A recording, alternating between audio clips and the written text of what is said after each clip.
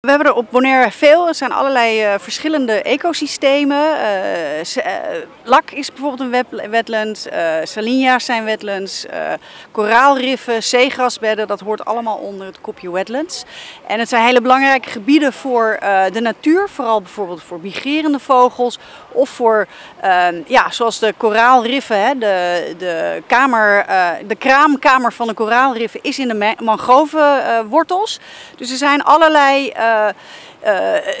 systemen uit de natuur die gebruik maken van wetlands. En Bonaire heeft 5 internationaal beschermde wetlands. Dat heet de Ramsar sites, waarvan Lak er eentje is. We hebben Salinia Slagbaai is er eentje, Gotomeer is er eentje, Pekelmeer waar onze flamingo's natuurlijk broeden is er eentje en Klein Bonaire is er ook eentje.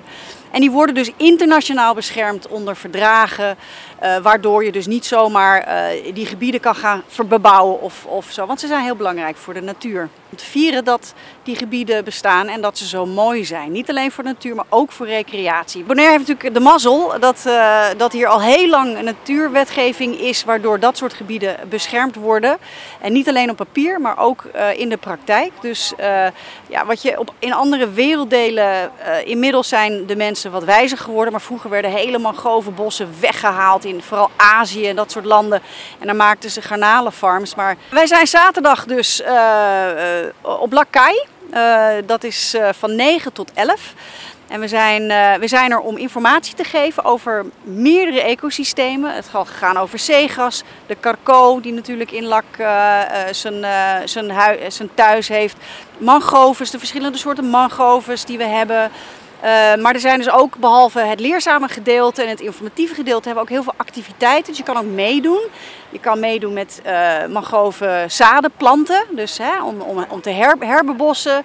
Je kan op kajaktours, je kan gaan snorkelen met de junior rangers. Er zijn de normale activiteiten voor de kindjes, face painting, allerlei creatieve dingen. Er is een beach clean-up bij 1 Hour Clean-up Power. En dus er is van alles te doen. Het is een paar uurtjes 's ochtends. Iedereen is welkom, van oud tot jong. Iedereen mag komen. En op onze poster die bij de supermarkten in de stad hangt, staan de tijden. Waarop bijvoorbeeld bepaalde birdwatching tours hebben we, vogelkijken, excursies.